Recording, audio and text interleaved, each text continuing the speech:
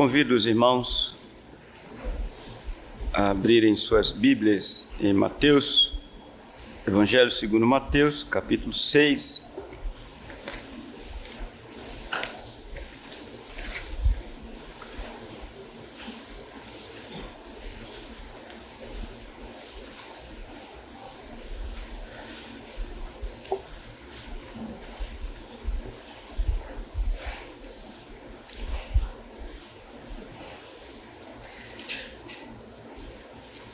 Versículo 25, Mateus 6, 25.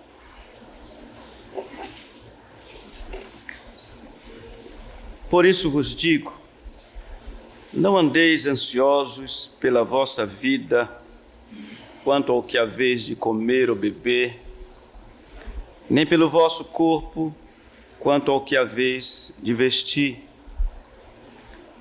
Não é a vida mais do que o alimento e o corpo mais do que as vestes?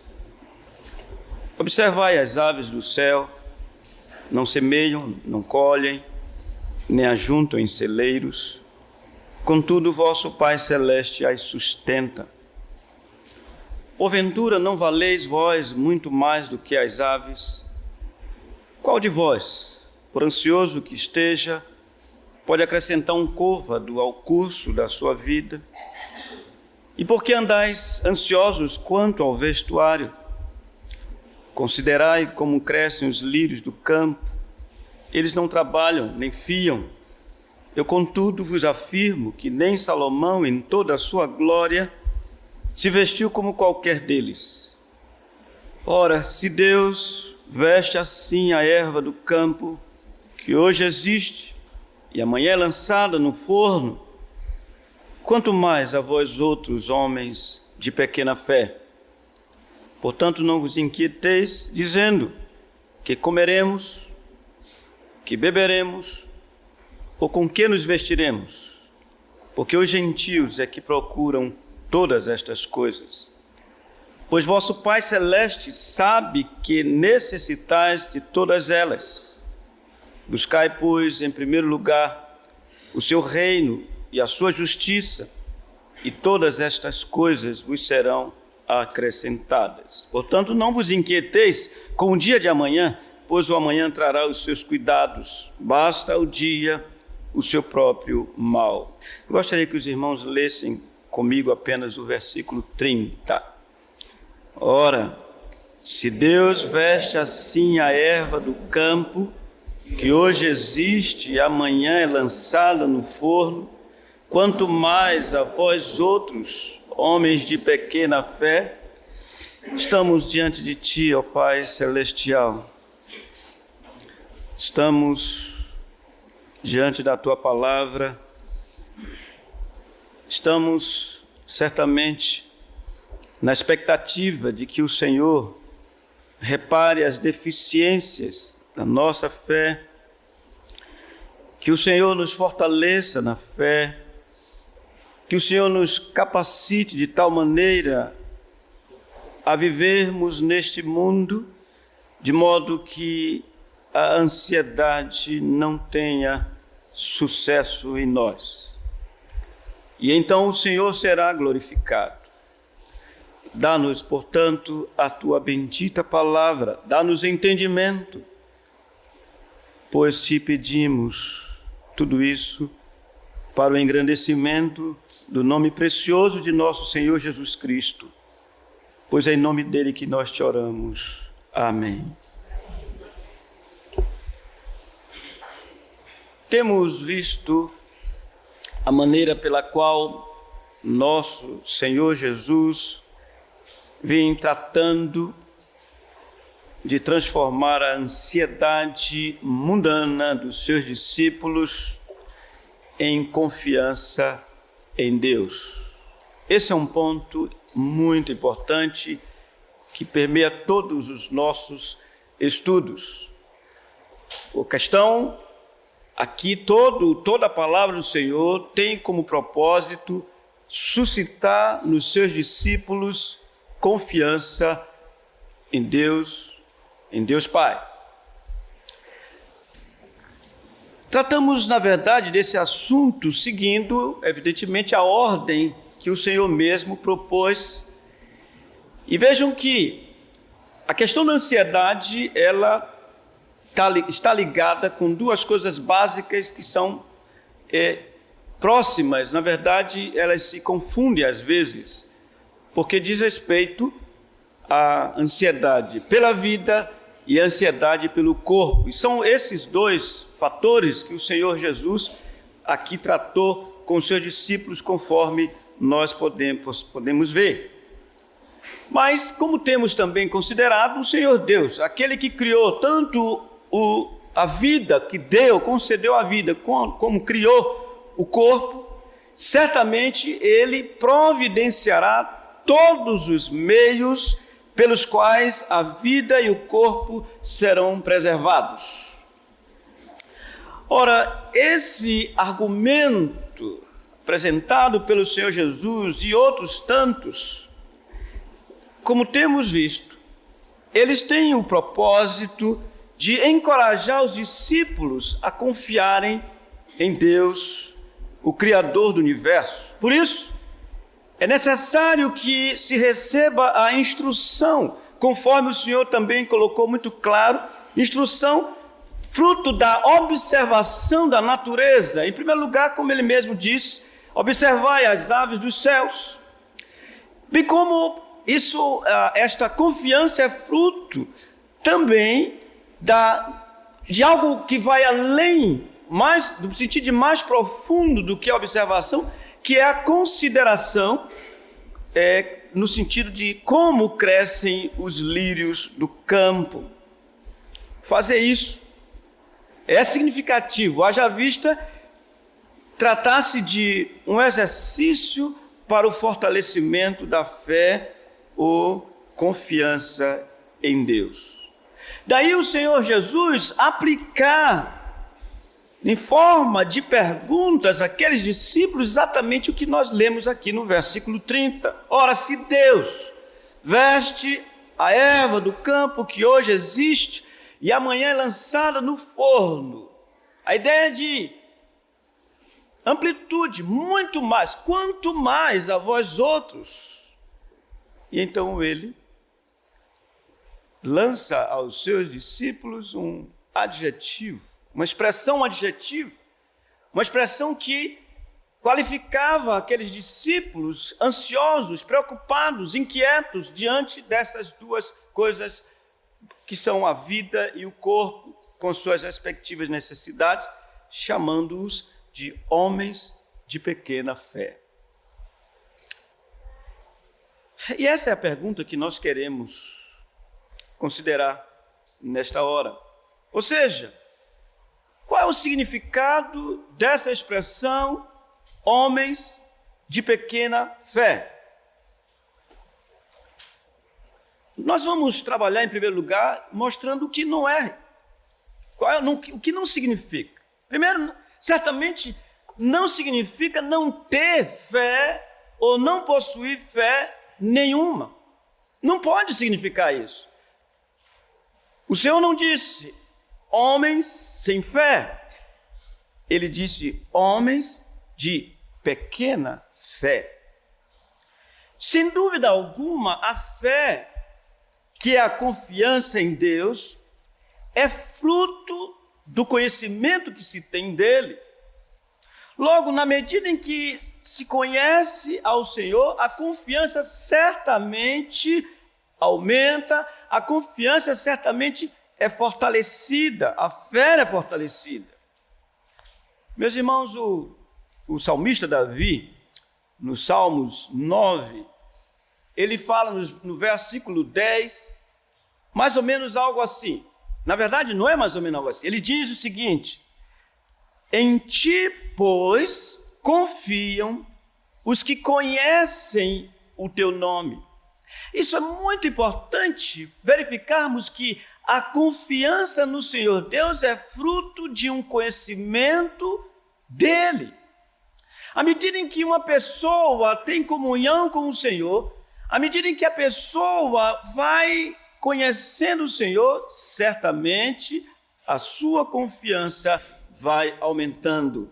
Nós cantamos nesta noite: Tu és fiel, Ora, por que chamamos o Senhor Deus de fiel? Porque nós o conhecemos, porque nós estamos caminhando com Ele, Ele conosco ao longo da vida, na história da vida, e isso vai nos dando condições pela sua palavra essa aplicada, palavra essa vivenciada a cada dia, que Ele é digno de confiança. Então, quando o Senhor usou a expressão homens de pequena fé, o fez porque via nos seus discípulos alguma medida de fé, ainda que essa fé necessitasse de uma espécie de reparo, porque ela, em algum sentido, era uma fé débil, porque a essa altura não era para ser como estava. Homens de pequena fé.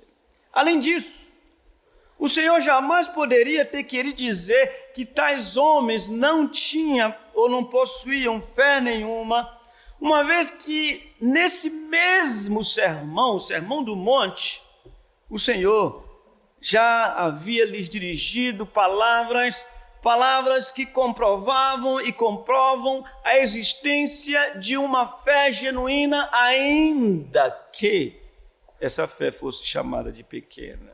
Ora, quando o Senhor, já no início desse sermão, no capítulo 5, diz aos seus discípulos: vós sois bem-aventurados, bem-aventurados os humildes de espírito, porque deles é o reino dos céus. E depois de falar das bem-aventuranças, eles as completa dizendo: bem-aventurados sois vós, quando por minha causa vos injuriarem e vos perseguirem, mentindo, disserem todo mal contra vós. Então o Senhor está falando com aqueles que de fato tinham fé. Além disso, reiteradamente o Senhor Jesus lhes afirmou que Deus era seu Pai. Vocês veem no capítulo 6, logo no início, no versículo 1, ele diz: no final de outra sorte não tereis galardão junto de vosso Pai Celeste. No que nós conhecemos como a oração dominical, ele diz, portanto, verso 9 do capítulo 6, vós orareis assim: Pai nosso que estás nos céus.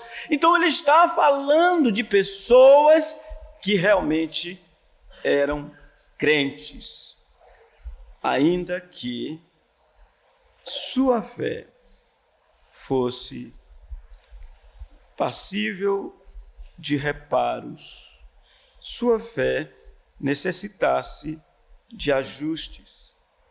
Por isso, chamou-lhes homens de pequena fé.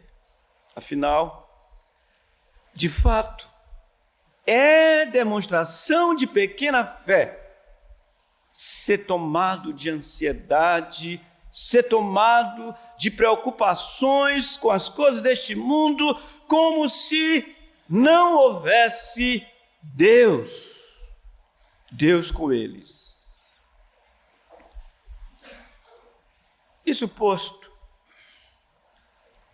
temos ainda que ver mais uma coisa que diz respeito à fé. O que é que significa verdadeiramente essa expressão, homens de pequena fé? Irmãos, eu quero tomar a própria Escritura para que possamos tirar lições e dentro daquilo que nós entendemos como o significado dessa expressão pequena fé. Primeiramente, creio que pela Escritura essa expressão significa, preste atenção, deixar-se levar no sentido de conduzir pelas circunstâncias, apesar da constante presença de Deus em cada momento de nossas vidas. Quando as circunstâncias, elas determinam o nosso estado, a nossa condição, o nosso ânimo, aí nós temos realmente a demonstração de pequena fé. Ora, irmãos, Deus, como nosso Pai Celeste, segundo a própria Escritura afirma, jamais nos abandonará. E é interessante que lá em Hebreus, por favor, Hebreus capítulo 13, leiamos o texto que diz, num contexto de confiança, num contexto em que há necessidade de se manter firmes, confiando no Senhor Deus, pelo que o verso 5 do capítulo 13 de Hebreus começa dizendo, numa afirmação categórica, seja a vossa vida sem avareza. E o autor sagrado continua dizendo, contentai-vos com as coisas que tendes, porque Ele, Deus, tem dito, de maneira alguma te deixarei, nunca jamais te abandonarei. Assim afirmemos confiantemente, o Senhor é o meu auxílio, não temerei. Que me poderá fazer o homem? Então, quando alguém se deixa levar pelas circunstâncias, esse alguém, de fato, é tomado de ansiedade, conforme nós temos visto, é levado pelas circunstâncias.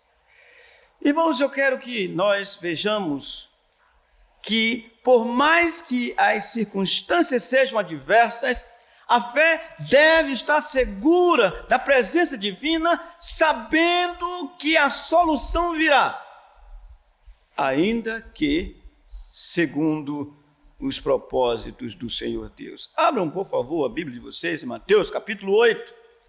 Vamos ler um texto que nos mostra exatamente algo dessa pequenez de fé. Versículo 23, é-nos dito o seguinte: então, entrando ele no barco, o Senhor Jesus, no caso, seus discípulos o seguiram, e eis que sobreveio no mar uma grande tempestade, de sorte que o barco era varrido pelas ondas. Entretanto, Jesus dormia. Mas os discípulos vieram acordá-lo, clamando: Senhor, salva-nos, perecemos. Perguntou-lhes então Jesus: por que sois tímidos, homens de pequena fé? E levantando-se, repreendeu os ventos e o mar, e fez-se grande bonança. E maravilharam-se os homens, dizendo: quem é este que até os ventos e o mar lhe obedecem? Nesse episódio, fica claro o contraste entre a tranquilidade do Senhor Jesus, de um lado, que estava dormindo, e, por outro lado, a agitação dos seus discípulos em meio às circunstâncias terríveis. Ora, o que a fé, o que faz a fé, que sabe que o Senhor, mesmo dormindo, continua sendo o Senhor? A fé diz: Ele continuará cuidando de nós. Afinal, Ele havia dito: passemos para outra margem. Porque lá em Marcos, no capítulo 4, é exatamente isso que ocorre. Mateus não registra isso, mas Marcos mostra que o Senhor Jesus disse aos seus discípulos: passemos para outra margem. Certamente, se ele disse que iriam passar para outra margem, nada, nem mesmo a fúria deste vendaval haveria de impedi-los de chegar ao outro lado da margem do mar. Assim, meus irmãos, esses homens eram considerados de pequena fé, porque as circunstâncias estavam perturbando a sua vida. como nós vemos nesse episódio. Irmãos, todos nós, uns mais, outros menos, sabemos por experiência o que é estar envolvido pelas circunstâncias adversas, pelas vicissitudes da vida, pelos sofrimentos, mas também sabemos quantas vezes nós somos tão envolvidos que nós acabamos por inquietos, preocupados, tensos, esquecidos de que o Senhor nos colocou no seu barco e jamais haveremos de perecer. Como está nossa fé? Temos andado cheios de preocupações e ansiedades. O que o Senhor diz a nós hoje, quanto a esse particular? O que Ele nos diz? O que Ele vê? Em segundo lugar, tal expressão, ou seja, homens de pequena fé, significa, consequentemente, deixar-se assolar pelos próprios pensamentos a ponto de duvidar do poder de Deus. De novo, eu convido vocês para lerem outro texto, dessa vez, Mateus capítulo 14, versículo 22, e vejam como a pequena fé duvida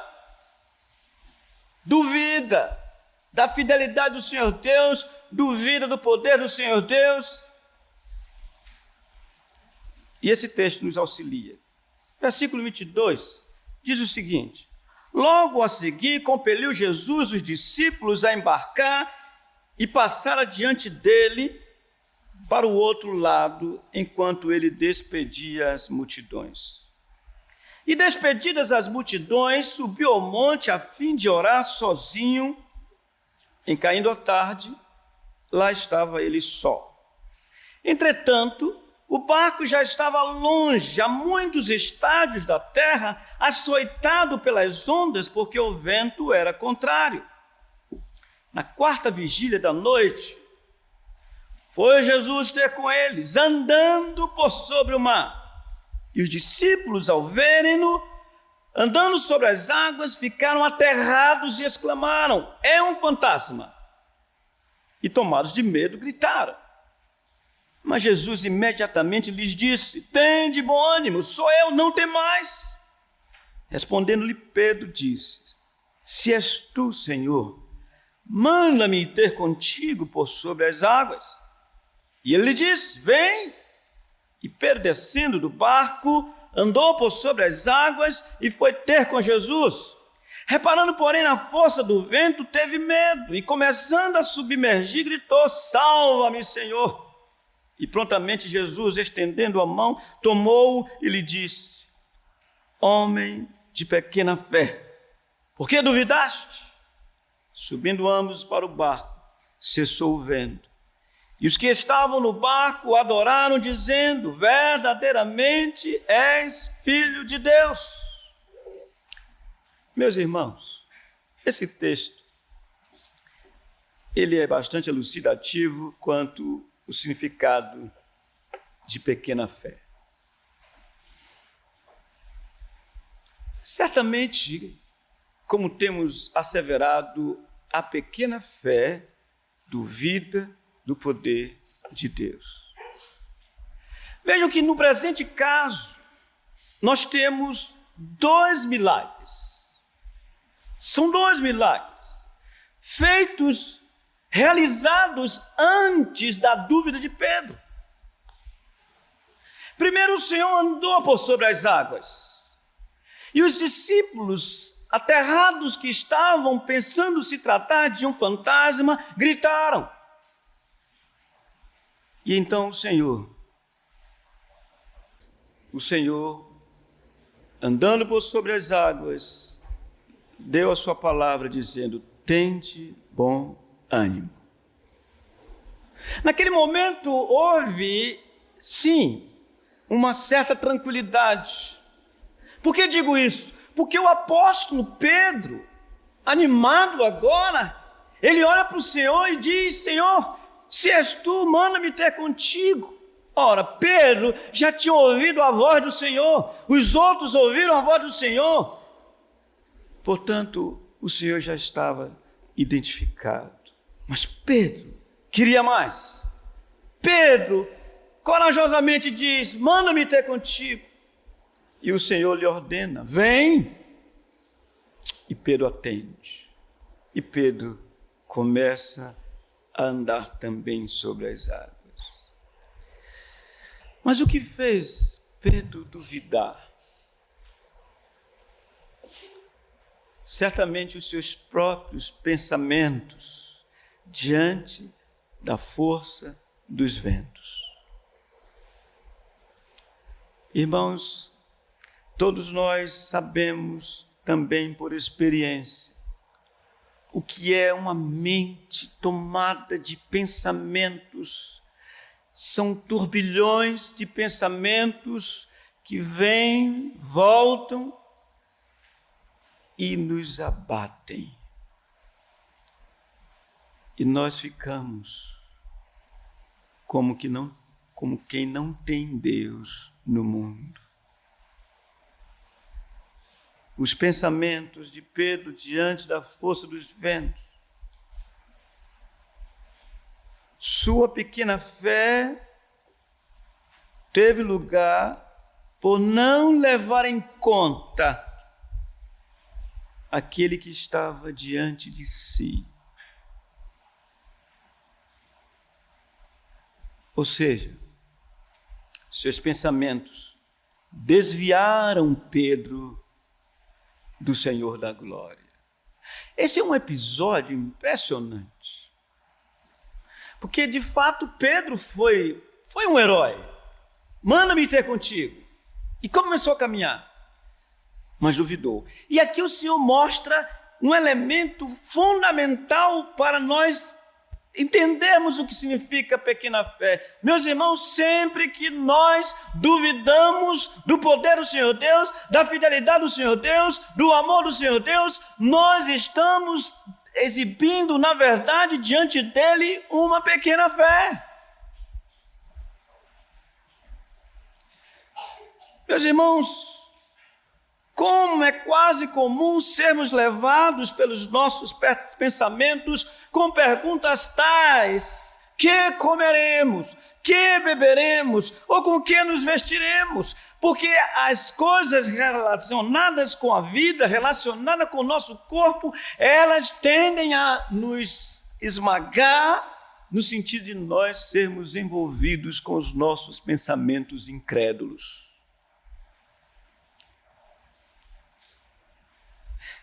Eu pergunto, quantos aqui não ficam pensando: o que será a minha vida amanhã?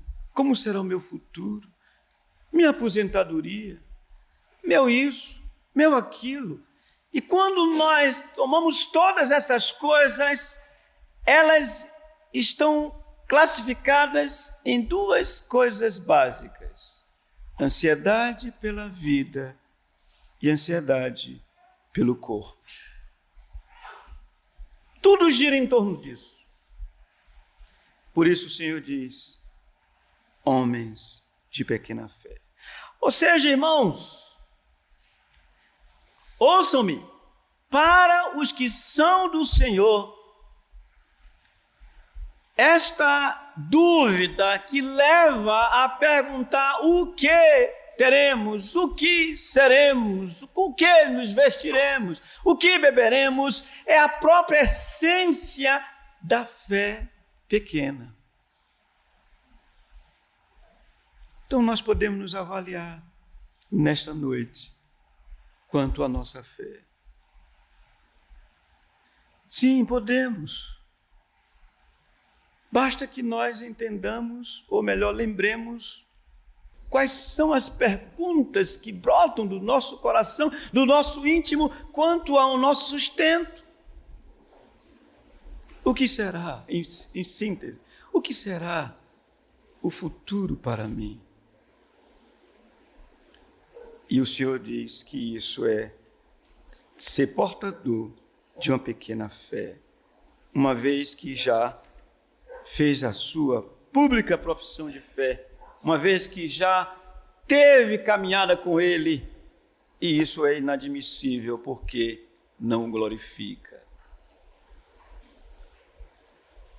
Então já vimos que os pensamentos são elementos desfavoráveis quando eles nos levam a duvidar do Senhor, da sua fidelidade, do seu poder.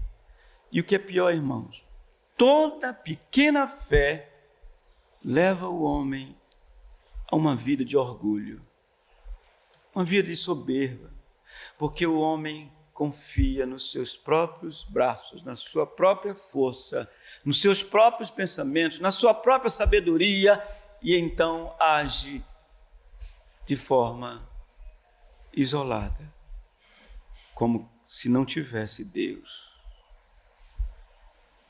Em terceiro lugar, tal expressão significa deixar de meditar em Deus e em seus atos, aplicando-os à vida diária. Em outras palavras, significa a falha em não lembrar dos feitos de Deus. Aqui é a parte que mais me toca, que mais me aprecio. Irmãos, pequena fé significa não viver lembrando dos atos do Senhor Deus. Não meditar nele, não pensar nele. E eu quero dizer isso para vocês, mostrando-lhes o texto que prova o que eu estou falando. Abra, por favor, em Mateus capítulo 16. Versículo 5.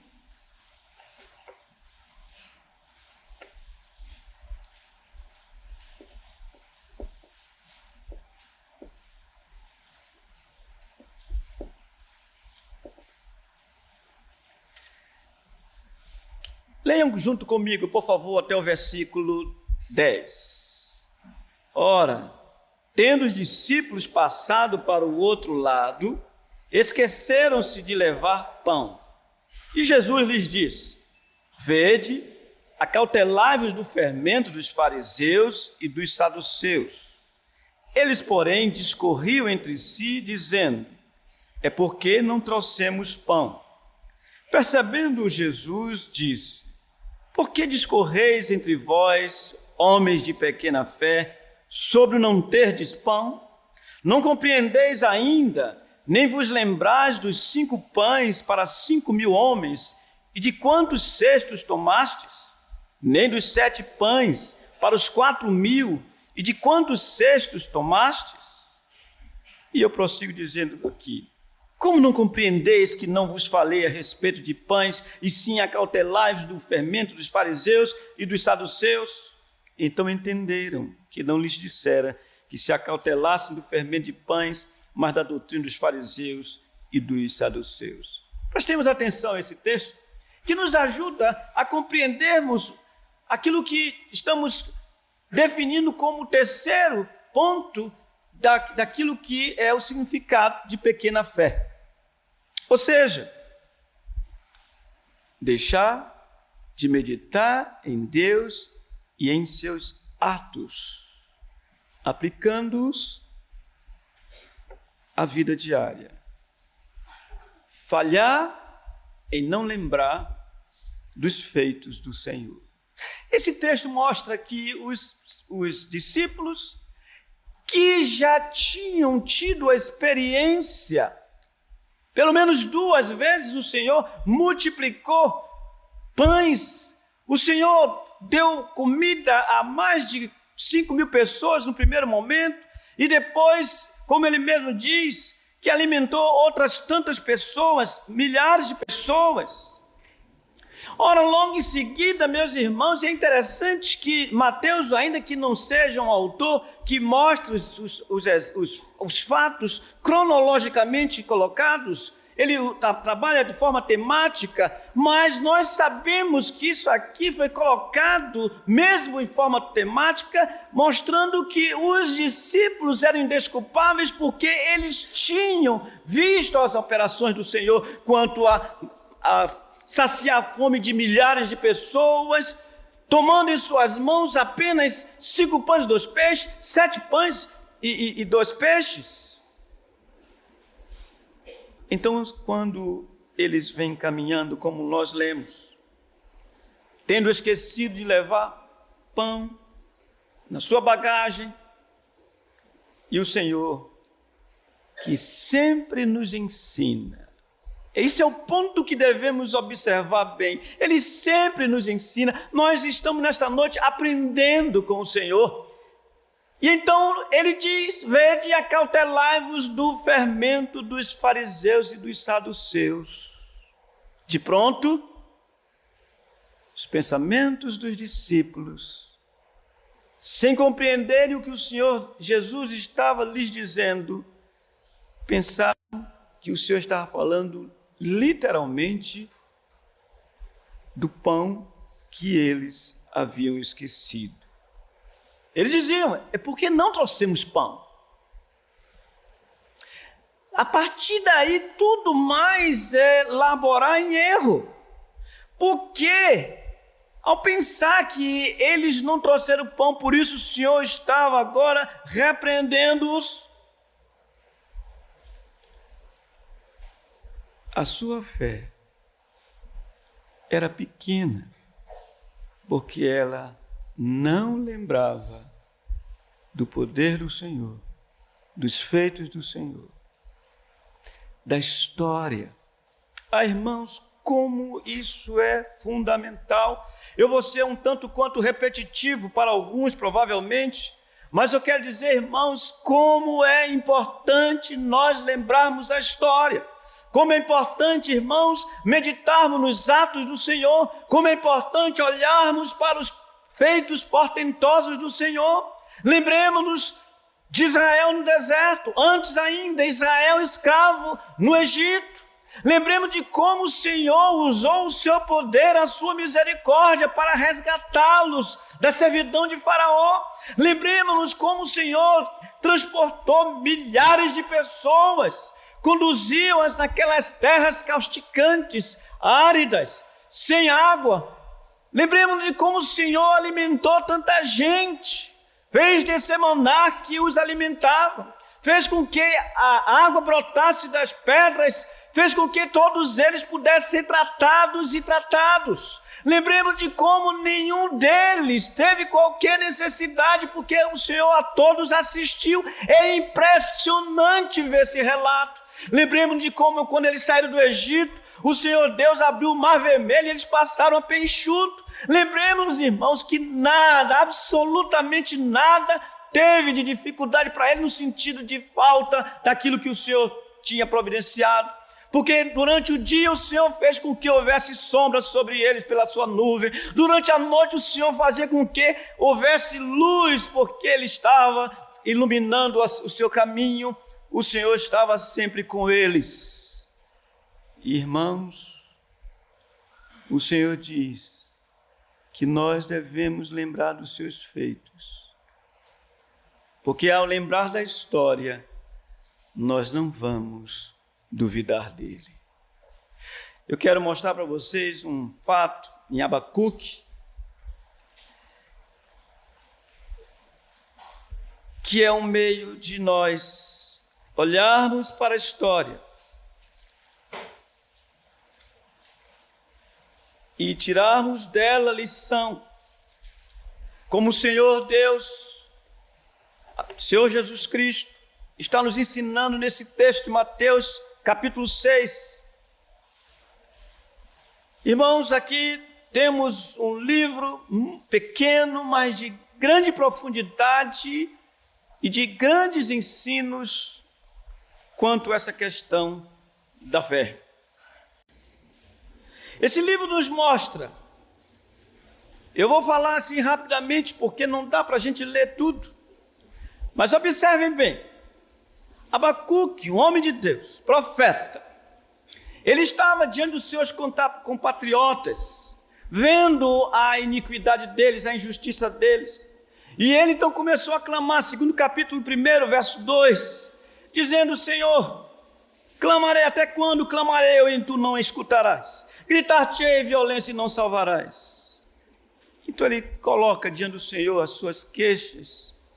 E o Senhor responde. No verso 5, vede entre as nações, olhai, maravilhai-vos e desvanecei, porque realizo em vossos dias obra tal que vós não crereis quando vos for contada.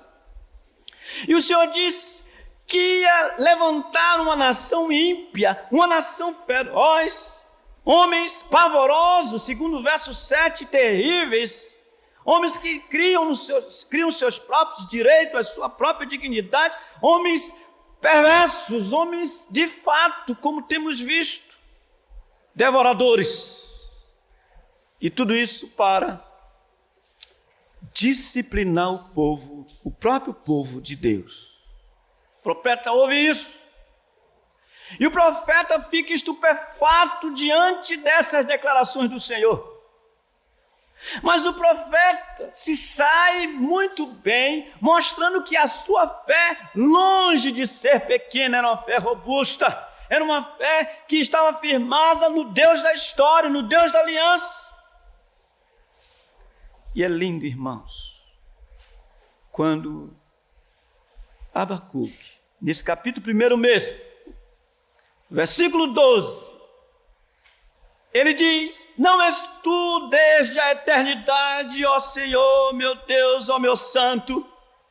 Que meditação, que reflexão. Ele está dizendo: tu és Deus, de eternidade a eternidade tu és Deus.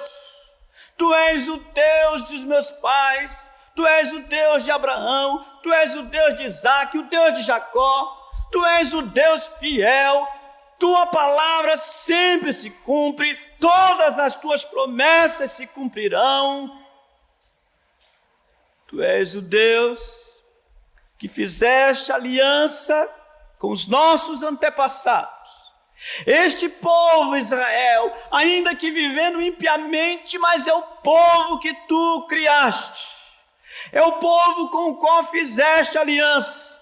Portanto, estes caldeus, eles virão sobre nós. Mas o que diz o final do versículo 12? Não morreremos. Vocês percebem? Não morreremos. Por que não vamos morrer? Porque nós somos de Deus. Nós somos do Senhor. Portanto, os caldeus, terríveis como são, eles jamais nos destruirá, porque o Senhor é o Senhor da aliança, é o Deus fiel. Vocês entenderam isso? Vocês perceberam? Que maravilha! Não és tu desde a eternidade, ó Senhor, meu Deus, ó meu santo. Não morreremos. E ele mesmo entende o que vai acontecer. Ó Senhor, para executar juízo, puseste aquele povo, tu, ó rocha, o fundaste para servir de disciplina. Que maravilha, meus irmãos! E isto é algo muito importante. Meditar nos feitos do Senhor. Meditar na pessoa do Senhor, sempre lembrar quem é o Senhor, e com isso ter uma fé fortalecida, uma fé robustecida, uma fé que não vai ser chamada de pequena fé, porque não vai ser envolta de ansiedades, de preocupações, de inquietações. Não morreremos. Vocês entenderam? Vocês estão entendendo? Por isso o Senhor diz aqui: ora, se Deus veste a erva do campo, que hoje existe, e amanhã é lançada no fogo, quanto mais a vós outros, homens de pequena fé. Irmãos, eu peço permissão a vocês para contar algo que foi uma experiência muito agradável, apesar das circunstâncias. Uma certa ocasião, há bastante tempo, a nossa filhinha tinha 3 meses de idade, a mais velha, a primeira. E ela nasceu com, aliás, menos de 3 meses. Ela nasceu com um problema. Havia um orifício sob o umbigo e ali havia o perigo de infecção. Um médico disse para nós: isto é caso de cirurgia, e nos indicou uma cirurgiã pediatra. Fomos até ela. Nessa época, eu era obreiro lá na IPM. E quando chegamos lá, aquela cirurgiã famosa começou a fazer contas e nos dizer quanto seria o volume daquela cirurgia. À medida que ela ia dizendo os itens, eu ia me encolhendo aqui na cadeira, porque estava longe, muito longe daquilo que nós podíamos. Na verdade, nós não podíamos nada. E ela disse: é cirurgia. E é tanto. Eu lembro. Saímos dali com aquele bebê que eu carregava aqui, bem aqui assim, tão pequenininho era o bebê que ela carregava aqui assim. E saímos da porta daquela mulher e eu pensei nesse nosso Deus. Naquele dia, a palavra que me veio foi a seguinte: esta doença é para a glória do Senhor. E fomos para casa. Não tínhamos mesmo dinheiro. Comuniquei aos irmãos e pedi: irmãos, oremos para que saibamos qual é a vontade do Senhor. Encurtarei a história. Todo mundo gosta de história, que eu sei disso. Encurtarei a história para dizer que o Senhor quis fazer daquele jeito, simplesmente usando polvidine, algo que eu nunca esqueci na vida. Só esqueci demais. Polvidine.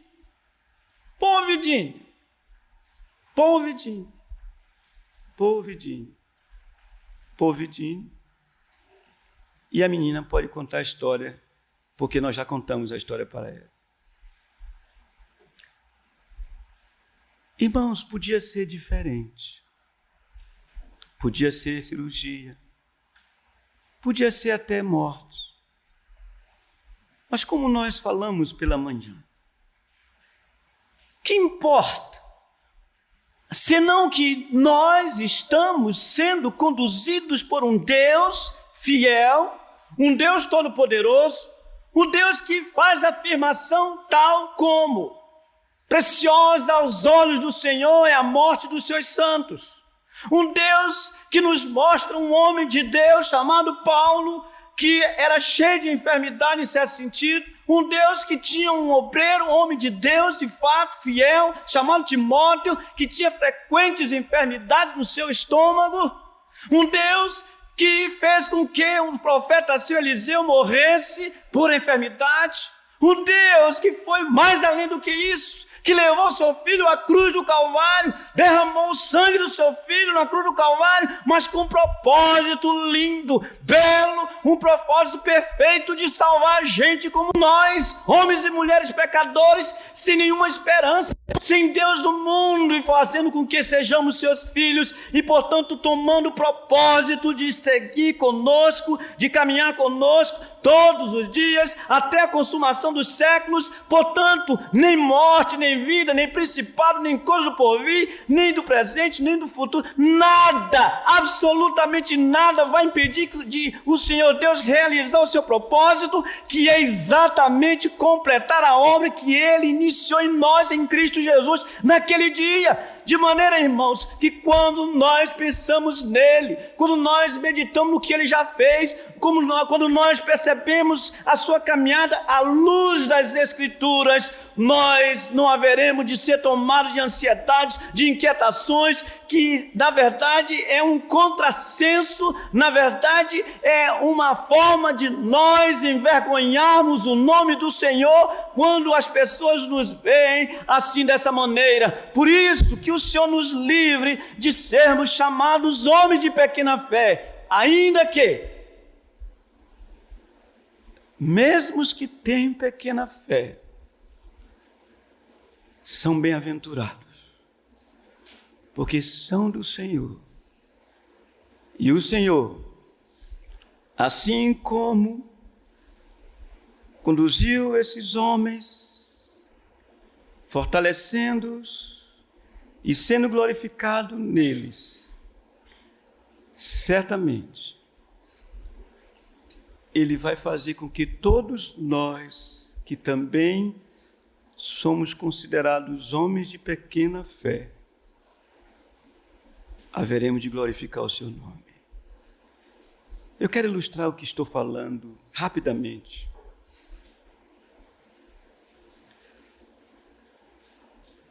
Irmãos, eu creio que um servo ou uma serva do Senhor não morrem sem glorificá-lo. E aqui uma dica, falo com temor, uma dica. Enquanto nós tivermos medo de morrer, não morreremos. Eu espero que você não queira ficar todo o tempo com medo de morrer.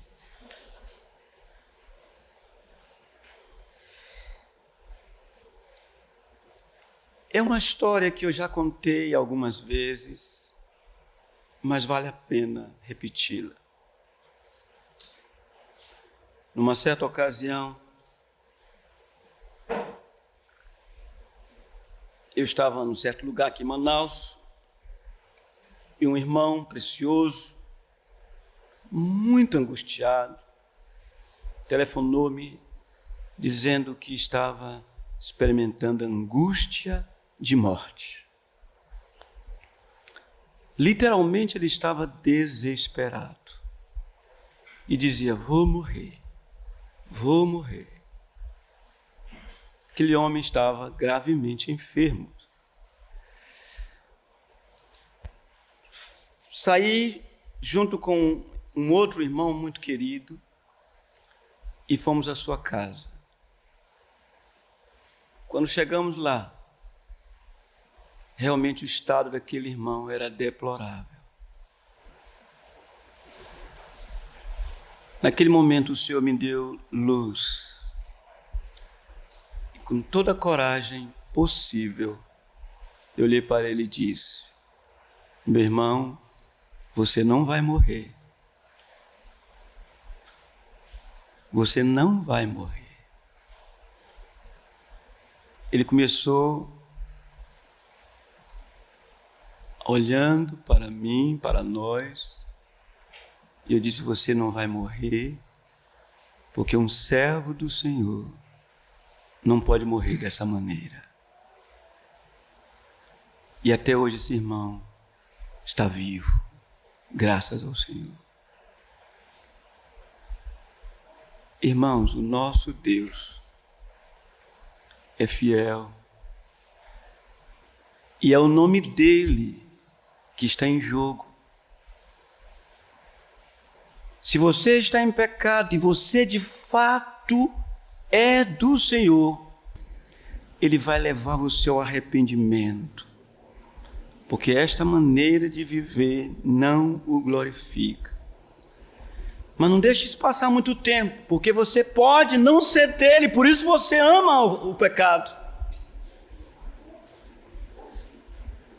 Eu espero que todos tenhamos entendido. Eu espero que o Senhor, que aqui está falando aos seus discípulos, longe de desestimulá-los, ao usar a expressão homens de pequena fé, na verdade, ele está aqui exercitando-os, trazendo-os à sensatez e fazendo com que eles pudessem agir como homens de Deus. Por isso ele diz: portanto, não vos inquieteis dizendo que comeremos, que beberemos, ou com que nos vestiremos. Porque os gentios é que procuram todas estas coisas, pois vosso Pai Celeste sabe que necessitais de todas elas. Buscai, pois, em primeiro lugar o seu reino e a sua justiça, e todas estas coisas vos serão acrescentadas. Que Ele mesmo, irmãos, nosso bondoso Deus, nosso Senhor Jesus Cristo, conceda-nos a graça de um viver pela fé que glorifique o seu nome. Amém. Fiquemos em pé, meus irmãos.